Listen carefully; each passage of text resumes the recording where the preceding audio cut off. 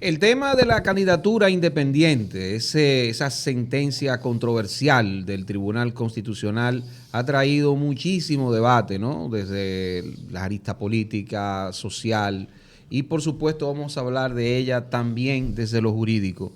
Y no hay voz más autorizada para hablar del tema que un ex juez del Tribunal Constitucional, el magistrado y amigo, el doctor Yotin Curi. Hijo, ¿cómo le va? Bien, bien, muy contento de estar aquí nuevamente. Ciertamente una sentencia controversial. Controversial. Sí, Controversial al no, Tribunal Mire, Constitucional. nosotros No, invitamos. una sentencia que nosotros hemos celebrado. Yo le he celebrado. Hemos Sí. celebrado. No, claro, mucha gente lo ha celebrado, muchas Estoy muy plataformas. contento por esa sentencia, pero con lo que he estado hablando con ustedes. No, ya yo estaba en el éter y usted me bajó. Porque tenemos que decir, cuando yo contacto en la última, digamos las últimas 2 semanas de diciembre, contacto al doctor, tenía una serie de compromisos, no podía estar con nosotros. Y de repente nos dijo que lo motivamos a escribir sobre el tema y ya salió el artículo al momento de esta grabación en el periódico Listín Diario que se llama Sobre las candidaturas independientes, que les recomendamos, es una lectura obligatoria para usted poder complementar su posición. Díganos desde lo jurídico y también pasando por todos esos aspectos políticos y sociales, su posición sobre esta sentencia. Sí, Edwin, primero agradecerte por la invitación y por motivarme a escribir ese texto, porque ciertamente fue cuando me escribiste que me puse a estudiar a fondo el tema y he visto todos los que han opinado, abogados, plataformas sociales, redes que tienen pero todos se han limitado a emitir juicios de si me gusta, no me gusta la sentencia. Yo creo que las cosas hay que verlas en una perspectiva un poco más profunda. Yo no discuto, como digo en el artículo, que los partidos han defraudado a la sociedad dominicana, ninguno ha respondido a las expectativas ni a la confianza que se le ha depositado, y por eso tenemos una altísima abstención de la mitad de la población en los torneos electorales. Eso es una verdad incuestionable. Que va creciendo cada vez más. Sí, y que va creciendo. Ahora, decía la activista y reformista norteamericana del siglo pasado, Jane Addams, que la cura de los males de la democracia es más democracia. Eso es lo que ha hecho el Tribunal Constitucional. Más democracia. Exacto. Bien, yo digo perfecto. Vamos a ver qué pasa. Porque yo estuve leyendo autores que han acuñado el concepto de democracia de partidos políticos. Oigan bien, no democracia, no. Democracia de partidos políticos. Porque entienden, entre ellos Sartori, Michels, Schumpeter, Maurice Duverger y muchos más. Todos dicen lo mismo. Sin partidos, organizaciones partidarias, buenas o malas, no hay democracia, porque la voluntad popular se articula a través de las organizaciones políticas. Para eso están hechas. Claro, que están dominadas por mafias, cúpulas y por ladrones, eso yo no lo discuto, eso es una realidad, pero fragmentar el voto, ¿es esa la solución? Me parece que no, porque ahora va a ser muy difícil articular la mayoría que exige la Constitución, porque los partidos van a descender en votación, aparecerán nuevas candidaturas por ahí a todos los niveles, senatorial, municipal, presidencial, y se lleva toda la ley electoral de por medio, el método de Hunt, todo se va a pique. Ahora yo no sé cómo se va a hacer la Junta Central Electoral, va a tener que reformular su normativa, pero esos fueron aspectos que los magistrados al parecer no tomaron en cuenta. Se dejaron llevar probablemente por un sentimiento social. Sí, los partidos no responden a las expectativas de la población, pero yo digo, no basta con saber derecho y manejar la técnica jurídica para dictar sentencias en un tribunal constitucional. Es necesario, es fundamental conocer los aspectos políticos, la sociología, la realidad social. Es decir, cuando uno va a emitir una decisión como esa, uno tiene que evaluar múltiples aspectos que no fueron evaluados definitivamente. Tampoco se tomaron en cuenta artículos de la Constitución, relativos a la sucesión presidencial, que dice que el partido es que tiene que proponer el sustituto en caso de muerte o ausencia del presidente, también para articular candidaturas, lo dice la Constitución. O sea, no tomaron en cuenta, ya yéndonos al aspecto técnico, Exacto. algunos artículos de la Constitución, pero peor todavía. Ustedes saben que el tribunal tiene la facultad de dictar sentencias aditivas y reductoras. Son más sentencias manipulativas, es decir, un texto dice tal cosa, yo puedo ampliarlo un poco, ampliar la interpretación o reducirla, suprimir palabras, añadir palabras, pero sin cambiar el sentido, sin reformular el texto. Esa es una línea muy delgada, muy fina, que el tribunal ha usado en múltiples ocasiones, pero sin llegar a suplantar al legislador. ¿Qué pasó en estas, o cómo no? Por ejemplo, déjame ver qué ejemplo te pongo. No me sale ahora. Vamos a ver, algo así. Para ir a asistir a determinados eventos hay que tener 18 años, ¿verdad? Tienen que ser hombres de 18 años, del sexo masculino, vamos a suponer. Podría el tribunal decir también el sexo femenino. Es decir, está ampliando y a incorporar el término femenino en la formulación de la ley. Lo que está es ampliando la interpretación. Y si dice masculino y femenino, puedes reducirla. O hombres o mujeres pueden, por ejemplo, entrar a tal lugar. Es decir, pueden manipular, pero sin cambiar el sentido. Ahora, cuando el tribunal entra en formulación de temas políticos y de derechos fundamentales, que fue lo que pasó aquí, entonces ya está suplantando al legislador. El voto disidente del magistrado Alejandro Vargas dice, el tribunal se convirtió en legislador proactivo, lo está diciendo uno de sus miembros, al crear dos normas vía control de constitucionalidad. Entonces, eso es muy delicado. La magistrada Ferreira dice lo mismo. Dice, el tribunal entró en la formulación de derechos y no estamos capacitados, estamos invadiendo la esfera, la competencia del legislador. Entonces, yo en el artículo digo, bueno, pero si el tribunal se ha cuidado tantas veces, y este mismo tribunal lo ha hecho, por ejemplo, cuando interpretó el tema de la segunda mayoría en una decisión anterior del año pasado, sí, el tema y bloque de partidos, ¿qué hizo? Envió al Congreso para que el Congreso reformule la ley, pero no la reformuló el propio tribunal. Entonces, ahí hay un tema serio de tipo técnico. Y hay dos votos disidentes que son una joya. Ambos son muy buenos. Recomiendo que lo lean. Entonces, hay ahí que se mueve con eso. Surgen especulaciones que parece que va a haber una división en el partido de gobierno y que hay muchos que van a ir con sus propios proyectos, sean o no candidatos por el PRM, y ya desde ahora están arreglando su mundo. Bueno, ya esos son otros temas, ¿verdad? Temas políticos. Pero lo cierto es que los autores dicen que fragmentar el voto en una sociedad debilita la democracia y da pie a que se cuele cualquier dictadura, cualquier régimen autoritario. Claro, porque es que como decía Jane Addams, bueno, la solución es más democracia. Bueno, pues más democracia vamos a tener, vamos a ver qué va a pasar. Ahora, ¿es esa la solución? No me parece. Ciertamente, mira, uno de los mayores críticos de la democracia es José Saramago, el escritor. Escribió una novela, Ensayo sobre la ceguera. Claro. Donde todo, hay un capítulo donde tenían que elegir un candidato, un alcalde en un pueblo y todo el mundo votó en blanco. Todo el mundo votó en blanco. Que es una crítica literal o metafórica a la democracia, claro, a esta mal llamada democracia. Sí.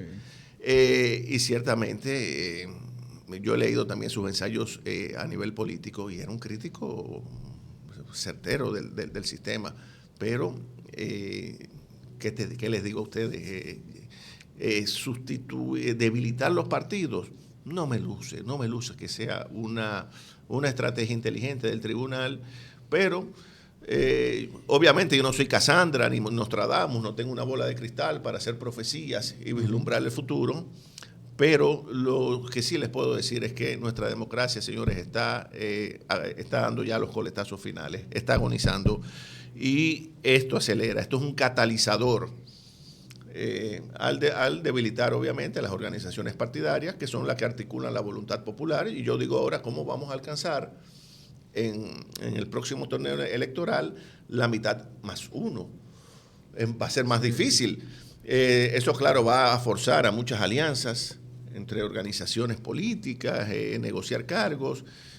¿Será mejor o peor? Ya el tiempo dirá. Exacto. El tiempo dirá. Si esto va a obligarlos a mejorar como partidos y hacer quizás, cosa que me parece difícil, una profilaxis, porque cuando un partido hace una profilaxis, si a un partido dominicano hace una profilaxis, se queda casi sin miembros. Pero ahora, ¿usted cree que eso pudo, doctor, haberse ido a referéndum? ¿O hay resortes legales que permiten eso, que hubieran permitido? Porque me parece que hay que preguntarle a la gente también si prefiere... Bueno, no sé. Bueno, ¿qué usted cree? Referendo es una consulta popular ¿verdad? Para que diga sí o no a un determinado tema.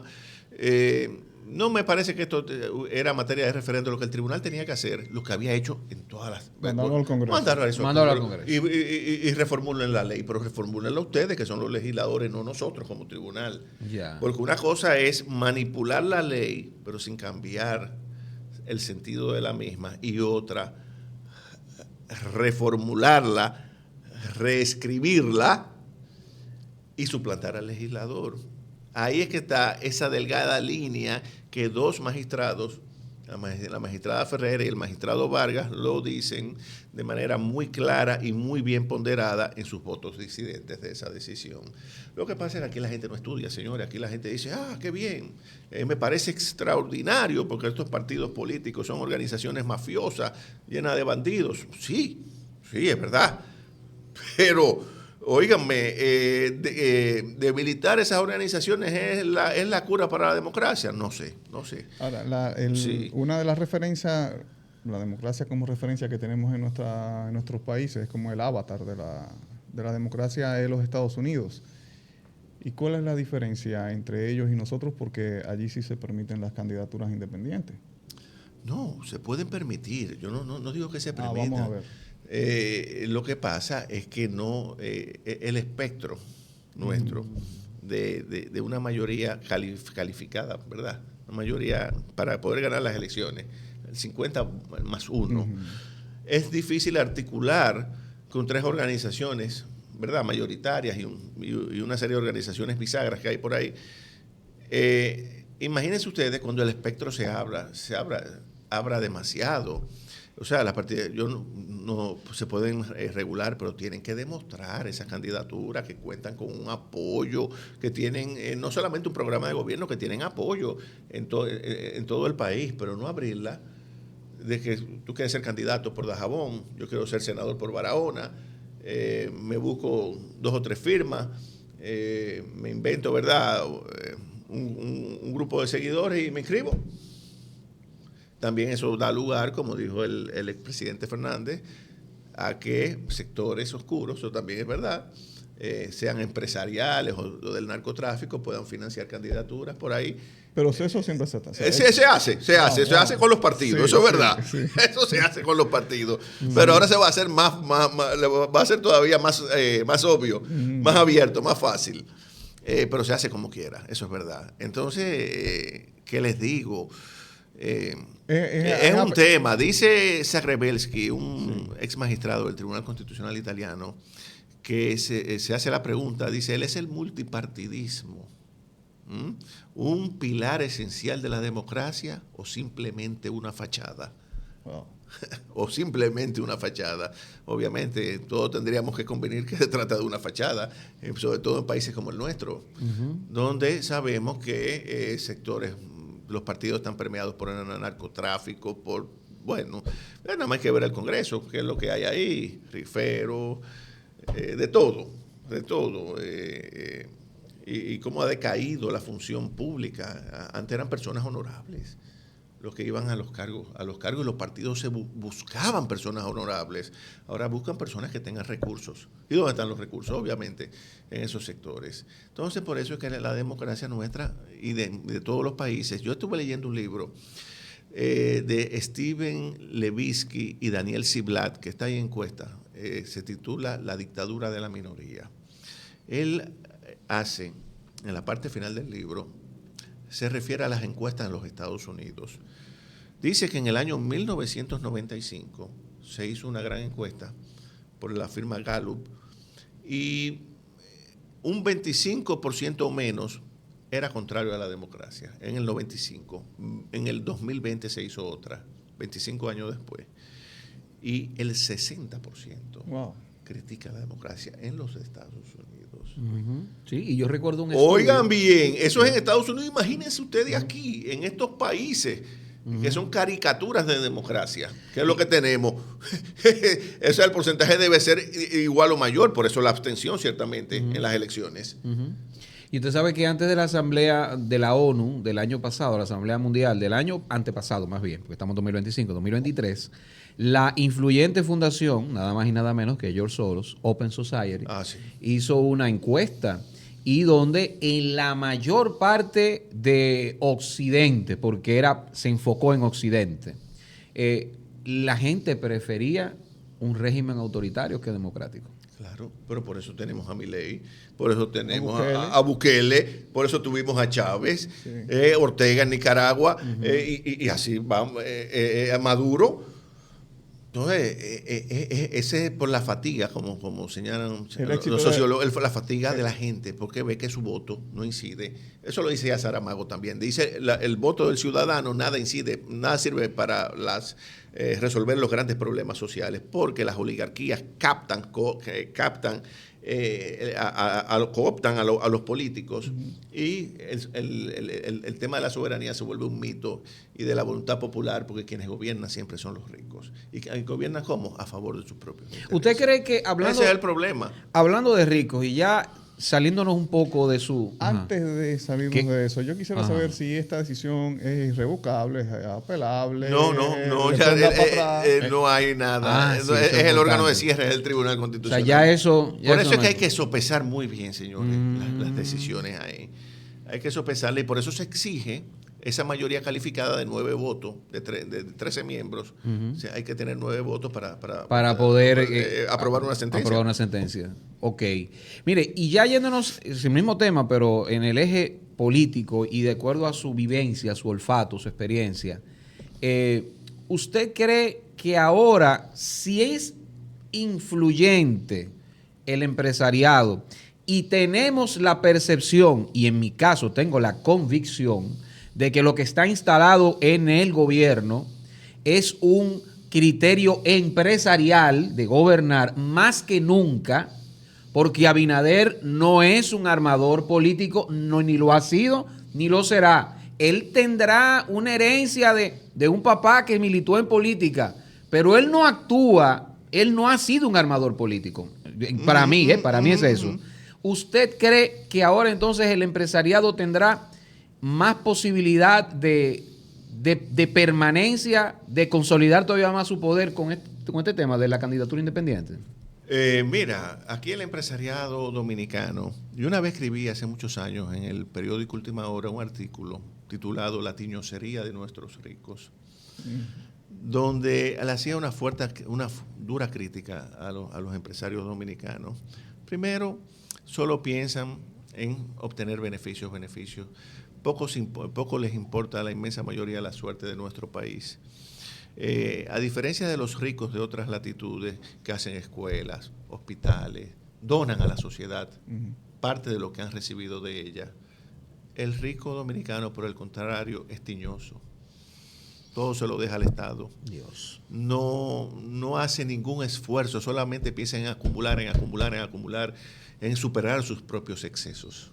Esa es la realidad. Yo se los voy a mandar luego por WhatsApp. Es un artículo que se comentó mucho en aquel entonces. Y le hacía una dura crítica ahí a la oligarquía dominicana. Y ciertamente es así.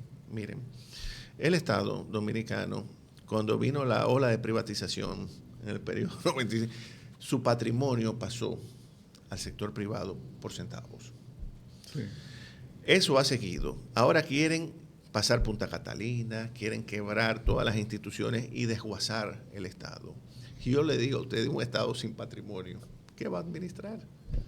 Entonces, en la medida que el Estado pierde fuerza y la oligarquía adquiere un poder enorme, también la democracia se va a pique. Y quienes más pierden son ellos, pero claro, no les importa, porque tienen sus fortunas en paraísos fiscales, solamente tienen que coger un avión y se largan.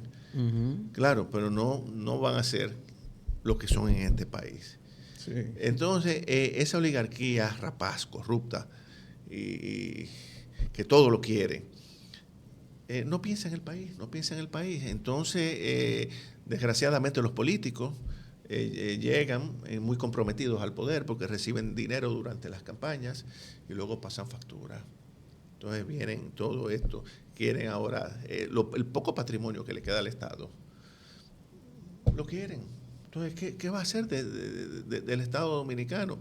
Por eso es que necesitamos gobernantes nacionalistas que le pongan un freno a las apetencias desmedidas de ese sector de la oligarquía dominicana que lo quiere todo, y no piensa en el país. Balaguer era el que mantenía más a raya a esa gente y los llegó a llamar insaciables en un momento determinado, pero definitivamente ese es un saco que nunca se llena. Esa gente tú le das y le das y le das y que va. Y nunca están satisfechos. Nunca están satisfechos. Entonces, ahí necesitamos gobiernos más nacionalistas, más independientes del sector empresarial, porque fíjense que ya están armando candidatos, ya no se conforman con mandar y tener alta incidencia en el sector político, no, ya quieren gobernar directamente a través de sus propios candidatos. Sí. Y los David Collado, por ejemplo. Y otros más.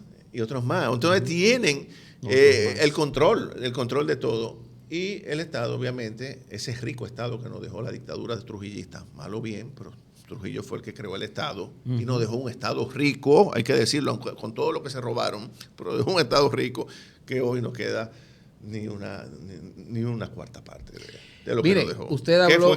¿Qué fue de Corde? Yo que fui consultor jurídico una vez de Corde. En Corde. Ya todo eso desapareció. Yo quiero que usted nos haga, un día vamos a tener que hablar de ese tema, exclusivamente, del Estado y de la administración del Estado. El latrocinio histórico ahí. Óigame, y hablando de identidad, hay muchos dominicanos que cifra sus esperanzas en que el electo presidente Donald Trump va a ser de alguna manera, con su accionar, garante de cierta autonomía dominicana respecto a nuestra nacionalidad y defender nuestra territorialidad en el caso de nuestro vecino Haití. Exacto. Entonces, usted cree eso porque, mire, yo estoy ya con legítimas dudas. Sí. Donald Trump está hablando de apoderarse de Groenlandia. De Groenlandia, sí. Está hablando de apoderarse de Panamá porque quiere que a la embarcación estadounidense le bajen la tarifa. Y que sean tan competitivos los precios como con China. Pero China tiene unas relaciones con Panamá y ha aportado para el crecimiento y el desarrollo de la economía panameña mucho más que lo que ha dado históricamente Estados Unidos, que construyó ese canal.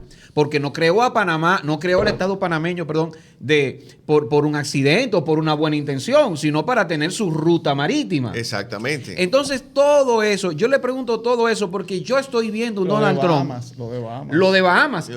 Lo de Bahamas, para la gente que no lo sabe, aquí lo recordamos, ¿no? Le pidió al primer ministro de Bahamas, al presidente bahameño más bien, que, mira, recíbeme a deportados y recíbemelo aquí. Y él dijo, no, esos extranjeros son amenaza para la seguridad nacional bahameña y yo no entro en esa. Entonces, lo que yo estoy viendo es a un presidente que está pensando en los intereses de su país en detrimento de las situaciones internas de los otros estados que están supeditados a nivel económico, y yo digo cultural, por supuesto, para mí primero cultural y luego económico, supeditado a Estados Unidos. Así es. Fíjate, volviendo al libro de Levitsky y Ziblatt que estaba hablando, precisamente dice que el triunfo de Trump en la primera, porque el libro fue escrito antes de que ganara, ahora en la segunda ocasión, es parte del desencanto de la democracia en los Estados Unidos. Buscan un hombre con carácter autoritario, como Donald Trump. Y mira, volvió a ganar nuevamente. Sí. Ciertamente, nosotros el problema nuestro no lo va a resolver Donald Trump.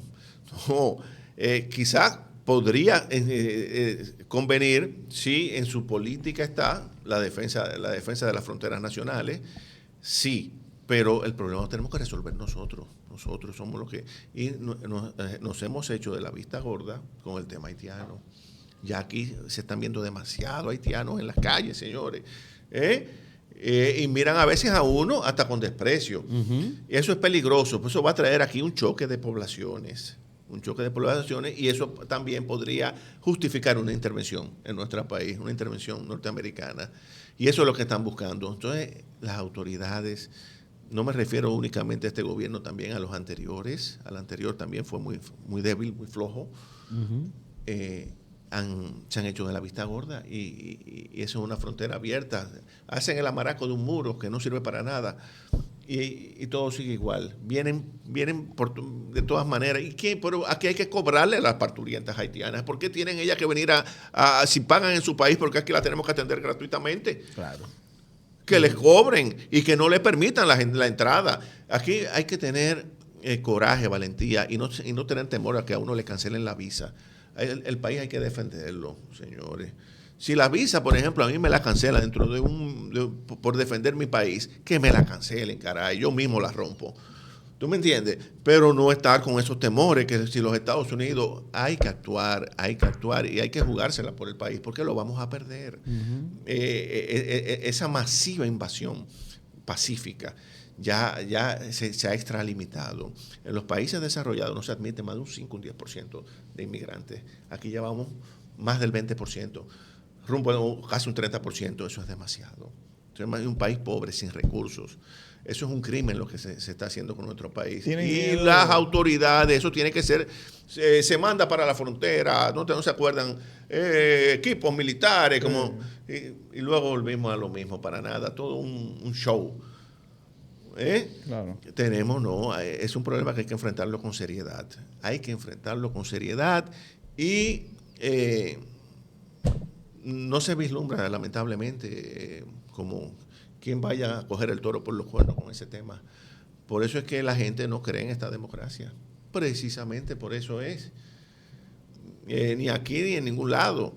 Y soluciones, no sabemos qué puede pasar, porque reitero, no somos un oráculo, pero sí definitivamente se van a producir muchos cambios en los próximos años. En la configuración. En la configuración, sí. Y yo creo que 2028 puede darnos muchas sorpresas, porque todavía queda mucho tiempo. Exactamente. Todavía queda mucho tiempo. Así de la reforma laboral, doctor. Bueno, mira, lo de la reforma laboral... Y esos empresarios que quieren más. Sí, ese es otro, miren. Cuéntenos. De eso quería hablarles también. Aquí se está cambiando, originalmente, el trabajo y la protección de los derechos laborales es una conquista social que viene de años, desde el siglo pasado, inicio del siglo pasado, 1900, donde se le han ido concediendo gradualmente a los trabajadores derechos. Porque el trabajo está concebido en términos constitucionales como un derecho y un deber. El trabajo es fuente de riqueza. Eso es. Pero ahora ese concepto se quiere cambiar porque el trabajo no es la fuente de riqueza, sino el capital. Exactamente. El capital, ese es el concepto que se quiere implantar en la mente de la población. Es el capital. Y como ya cada vez es menos necesaria la mano de obra humana, dado el enorme desarrollo tecnológico en todas partes, incluso se habla de una renta básica universal, ya para la gente, oye bien. Sí.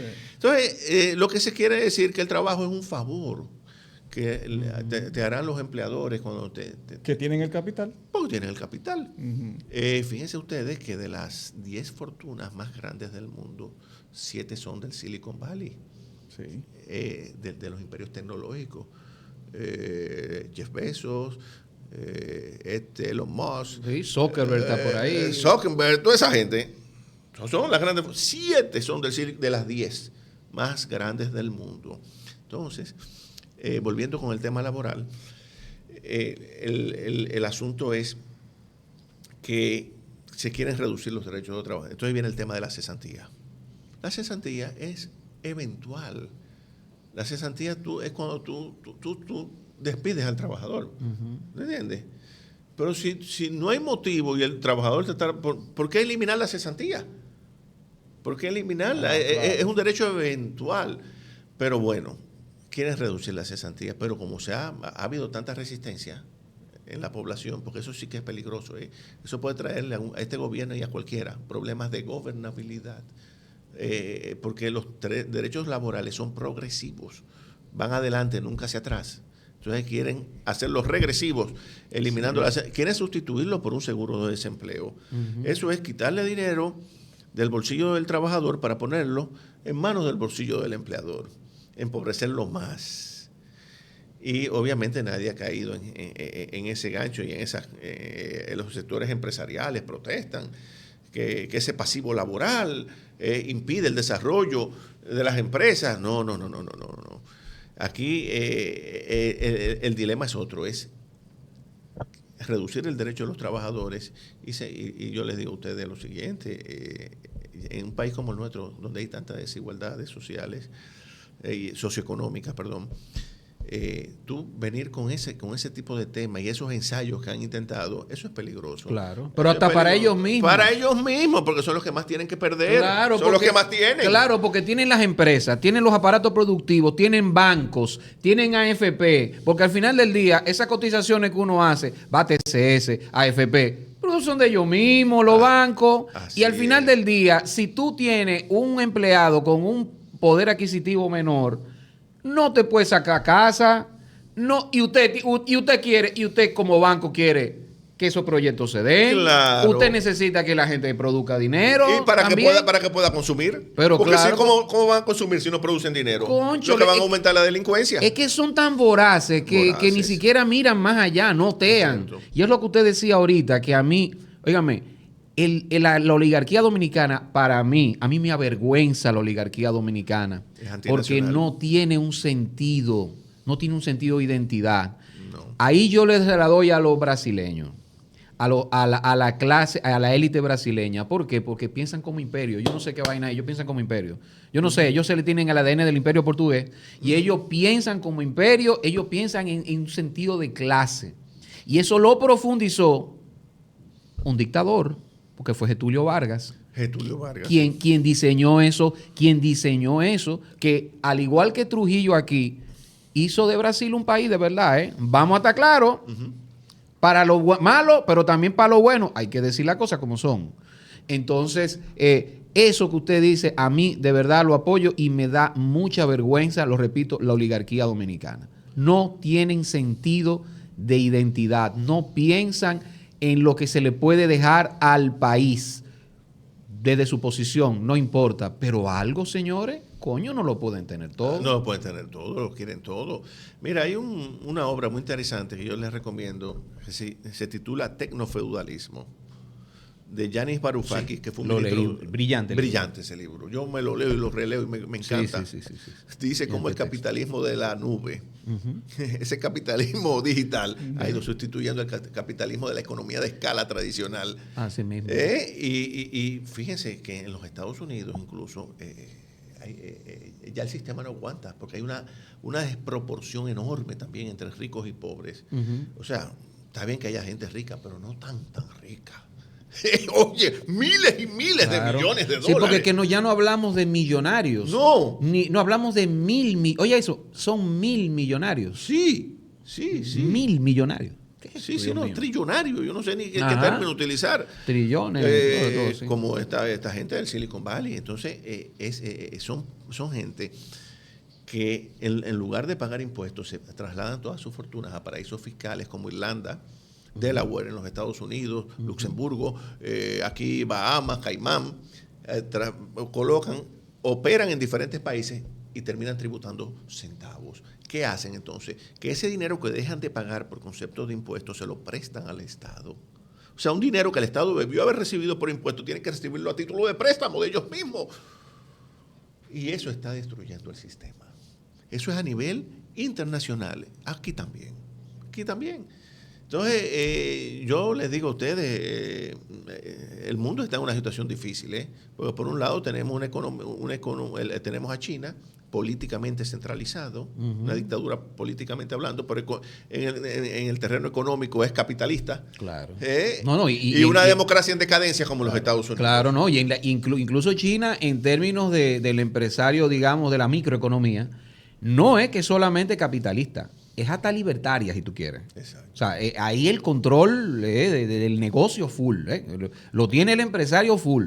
Claro, en los grandes negocios, ahí sí, no, espérate. Somos nosotros que decidimos. Los grandes negocios sí. Exacto. En las grandes empresas y la tecnología más avanzada, no, ahí tenemos nosotros la decisión. Exacto. Pero la verdad es que China, y todo el mundo está mirando para China, fácticamente, Sí. tienen aquí, olvídense de la hipocresía, de que son comunistas, olvídense de esa cháchara, porque están hablando disparate. Sí. Todos están mirando a China. ¿Por qué? Porque China se ha comido a Estados Unidos. Sí. Y todavía falta. Óyeme, hicieron un puerto aquí en Perú, ¿fue? Sí. Una cosa descomunal. Sí. Un canal de Panamá de 3.0. Sí. O sea, están invirtiendo. ¿Por qué? Porque Estados Unidos se ha descuidado con América Latina.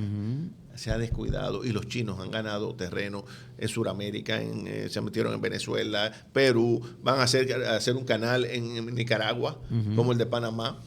Es decir, se han descuidado en su política exterior. Y Toynbee, que era un historiador británico, hablaba Arnold Toynbee. Hablaba de la circularidad de la historia.